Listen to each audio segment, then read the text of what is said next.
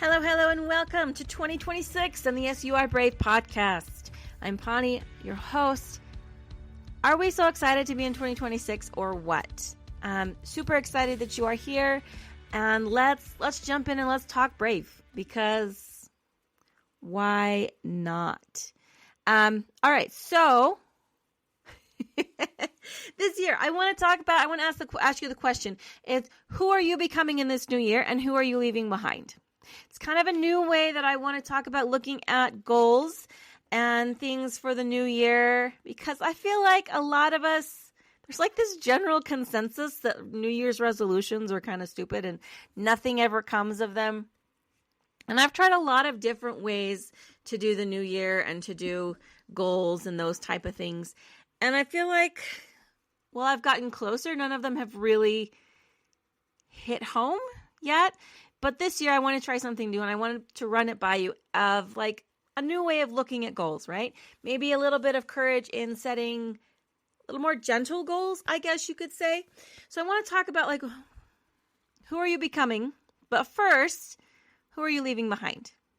And I know we talked about this in the last episode of what are we leaving in 2025 and what do we not want to take with us. And I think that has been, for me at least, has been super important, because I feel like a lot of times we come to a landmark, or we come to a place in the calendar where we're supposed to be starting again, we're supposed to be doing new things,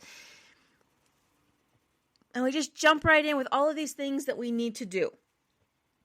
And we don't take the time to think about, okay, what maybe do I need to stop doing?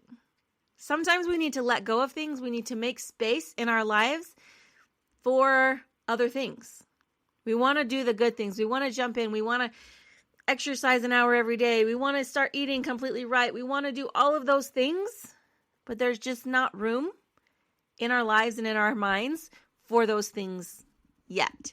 So today I want to talk about the first step in this is, who do we want to leave behind? What do we want to leave behind so that we have room for some amazing things that are coming? Because I do believe that there are some great things coming in this new year.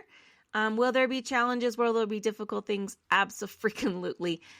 Those are a given. But I also think that we can have some really amazing things. But if we have no room to receive those, that might cause some problems. So first I want to talk about is what do we need to leave behind? What are the things that maybe we need to let go of?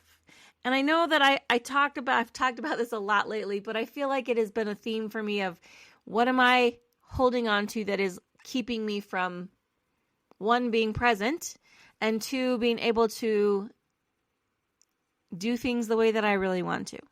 So for me, this turning of the year has been a lot about letting go, so that I can make room for what is coming. And that, I think, is really a great thing. What do we not want to carry with us? Forget this like adding more and adding more and adding more to your plate. What can you take off of your plate so that your plate isn't so full and you can manage it better? And I don't know what those things are for you. I do know what they are for me. I need to be more, I need to let things go. Emotionally, I need to not carry things with me. I need to, not let my thoughts and my emotions run wild. I also need to stop carrying other people's crap. So whatever it is for you, what do you need to let go of? What do you need to leave behind as we turn this calendar? It's kind of like the idea, I keep thinking about the idea of like cleaning up after a party, right? Sometimes we just want to jump into the next thing or the next project, but we can't really do that project and do it well unless we take a few minutes to clean up and make room for it. So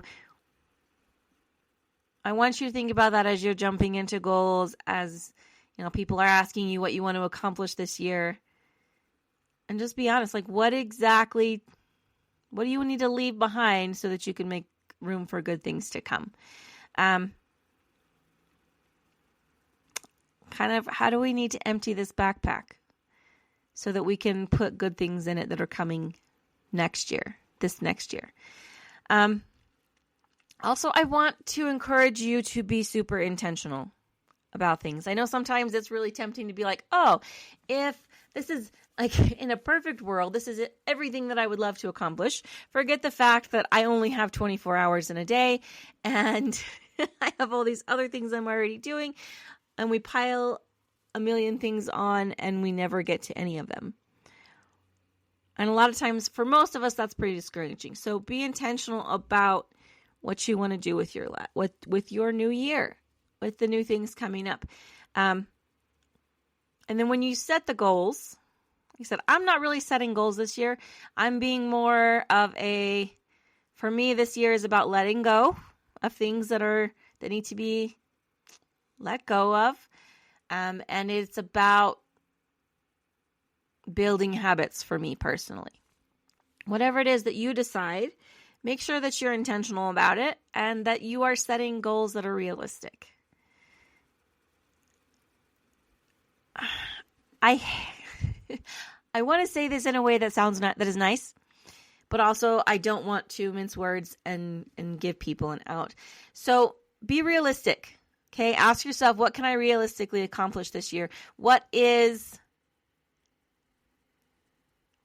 I handle this year? And I'm not talking about like babying yourself and not pushing yourself and those type of things, but I'm also like, how can we set ourselves up to succeed instead of failing, right?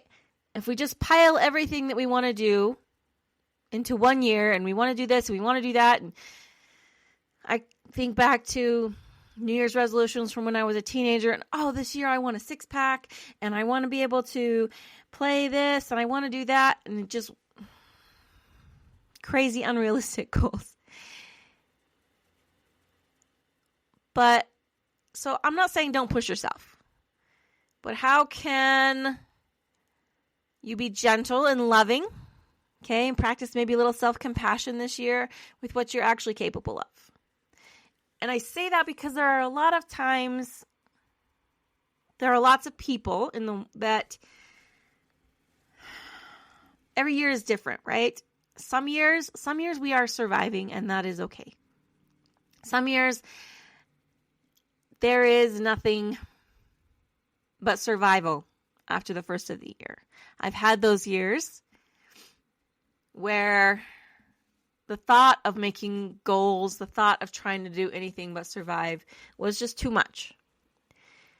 And if you are having that kind of year, that's okay. Be extra gentle. Maybe one of your goals or your intentions for this year could just be to learn to be gentle with yourself, because we have those years, we all do, where there is very little past that we are capable of past survival. And that's okay. We don't want that to be every single year, but it's okay to have those years. And if that year is 2026 for you, then I would encourage you to be loving and gentle with yourself and just, okay, this is what we're going to do. This is what we are actually capable of. And don't worry about the rest. On that same note, I want you to think about when you are setting the goals and you're looking at what you want to be this year. What do you want to be this year? And if that is healthy or fit or more present in the moment, think about that, but think about it realistically. And what's one of those things? Just pick one and let's start there, right? One brave intention for this year can be enough. Right? So let's let go. I want you to let go of the long list, the overcommitting, and we're going to choose one or two meaningful things to focus on for the year. Like I said, for me, it is letting go of all of the crap, of not holding on to things, because I tend to hold on to things. I tend to pick up things that are not mine. I tend to worry about stuff that I cannot change.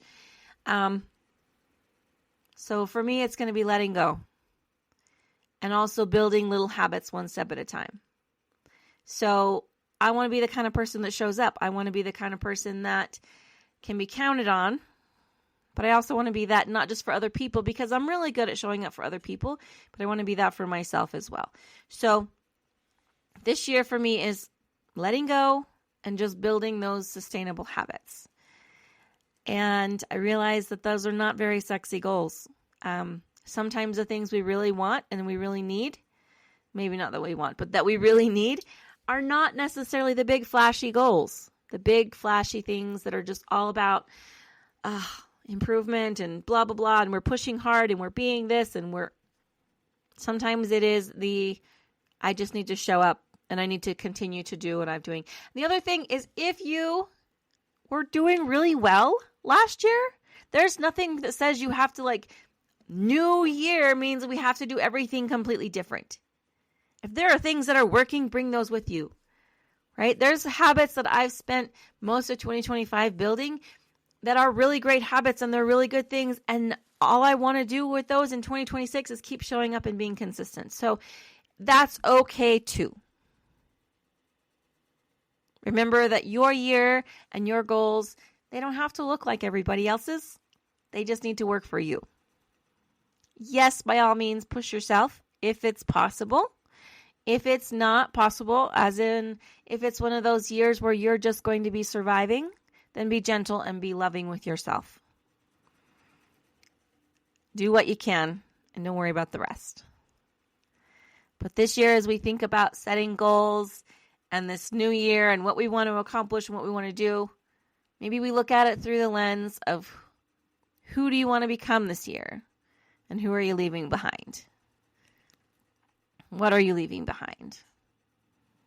Leaving behind the fear, the doubt, the garbage, the self-sabotage, perhaps, the feeling never good enough, the imposter syndrome. Let's leave some of those behind so that we can find the confidence, so that we can find the consistency and the courage and the showing up and the doing that makes us feel happy and confident. I hope that you have the best year ever. You can do wonderful things. There's a lot to look forward to. And you are very, very capable of having a fantastical year. And I hope that you realize that and that you allow yourself the space and the time to do those things. Also, let's be realistic with our timelines, right? If you're just barely getting back up off the couch, a marathon in February may not be super realistic. Maybe you might have to sign up for the one. I'm not saying don't run a marathon, but you might have to sign up for the one in October instead of the one in March. That just saying, let's be realistic and let's be awesome in our goals. You're fantastic. You're wonderful. You're amazing. Have the best year ever. And let me know, what are those things that you are leaving behind so that you can make room for better things? I'd love to know. You have a fantastical day. Remember, you are wonderful. You're amazing. You're awesome. And yes, my dear, you are brave.